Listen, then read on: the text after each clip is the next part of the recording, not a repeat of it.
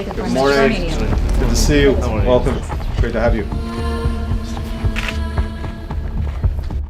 9 июля в Вашингтоне по приглашению президента США министр иностранных дел Армении Арарат Мирзоян принял участие в официальном приеме, посвященном 75-летию создания НАТО.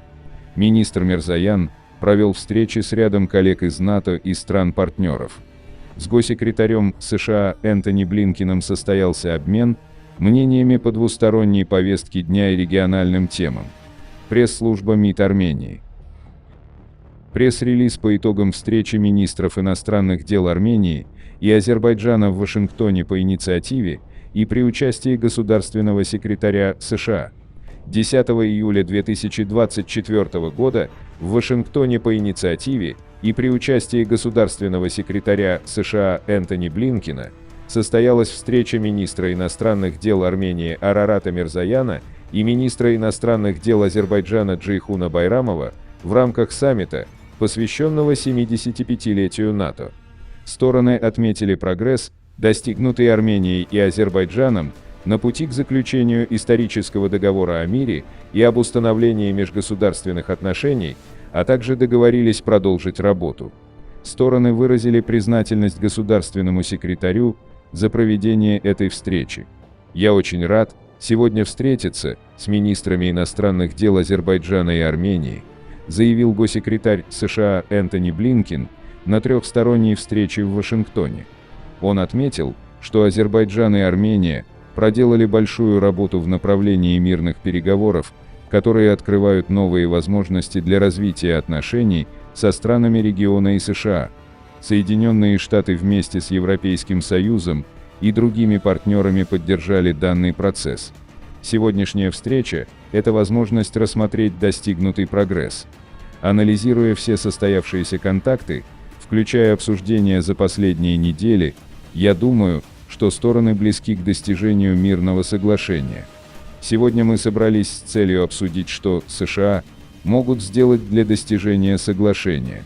Стороны отметили прогресс, достигнутый в направлении заключения исторического соглашения об установлении мира и межгосударственных отношений между Азербайджаном и Арменией, а также договорились продолжить работу в этом направлении.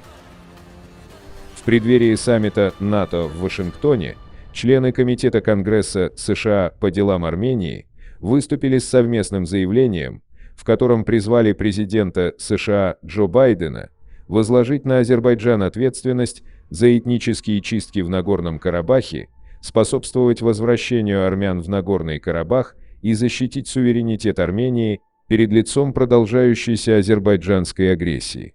Сообщение об этом распространила комиссия Айдат.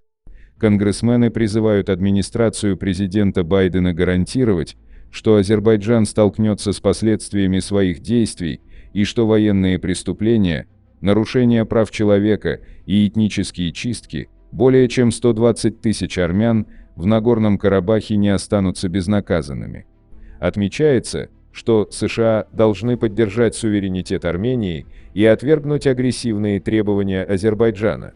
Это означает приостановку военной помощи Азербайджану и применение санкций к должностным лицам, ответственным за злоупотребление, говорится в сообщении.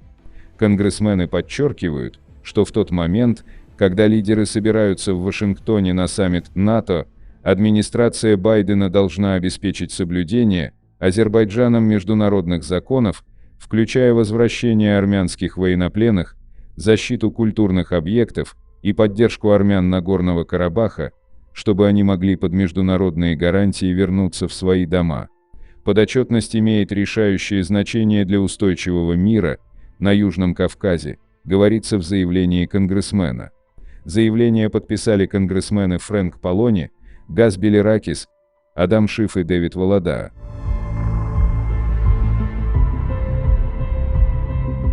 Армен Григорян и Саманта Пауэр обсудили гуманитарную ситуацию, сложившуюся в результате проводимой Азербайджаном политики этнической чистки. 10 июля секретарь Совета Армении Армен Григорян встретился с управляющей USAID Самантой Пауэр. Секретарь Совбеза Армении приветствовал визит делегации во главе с Самантой Пауэр в Армению и подчеркнул, что высоко ценят прогресс, реализуемых агентством программ в нашей стране. Собеседники обсудили гуманитарную ситуацию, сложившуюся в результате политики этнической чистки Азербайджана, в контексте которой секретарь Совбеза представил шаги, предпринимаемые правительством Армении по поддержке вынужденных переселенцев из Арцаха. А также Саманта Пауэр заявила следующее. В данный момент я объявляю о финансировании еще в $2,4 миллиона, которое поможет укрепить правовую базу, чтобы технологии развивались таким образом, чтобы личные данные граждан были защищены и чтобы права человека граждан были гарантированы. Об этом заявила глава USAID Саманта Пауэр в ходе пресс-конференции, имея в виду партнерство США и Армении в сфере продвижения технологических инноваций и обеспечения кибербезопасности в Армении. Америка готова поддержать Армению, Америка готова поддержать армян, заявила она, завершая свою речь.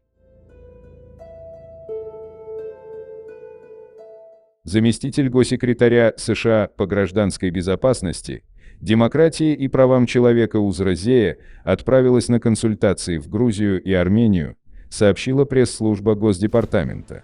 Согласно информации, на встречах в Тбилиси и Ереване Зея планирует затронуть вопросы демократического госуправления и борьбы с коррупцией, свободы прессы и слова. В Тбилиси дипломат собирается подчеркнуть серьезную обеспокоенность США законом об иноагентах, а также вредной риторикой грузинского правительства, поставившей под угрозу евроатлантическую траекторию движения, говорится в сообщении. В Ереване Зея обсудят перспективы укрепления американо-армянского партнерства. В регионе заместитель главы внешнеполитического ведомства США будет находиться по 17 июля. По скриптум. Очень коротко сделаю пару заметок в плане Южного Кавказа и в целом геополитики, которая связана с Арменией и Азербайджаном. Напряжение после выборов в США может всколыхнуть существующие в мире конфликты, в том числе на Южном Кавказе. На это рассчитывает, например, Ильхам Алиев. Что касается Франции, где недавно прошли выборы, то если там, не дай бог, начнется турбулентность, то Париж сбавит активность на всех внешнеполитических направлениях. А также выборы в Азербайджане важны для Еревана с другой точки зрения. Их досрочное проведение связано не с конференцией ООН по климату, как представляют в Баку. Алиев намерен развязать руки осенью, период выборов в США, для новой эскалации в отношении Армении. Подписывайтесь на наш канал и пишите ваше мнение в комментариях.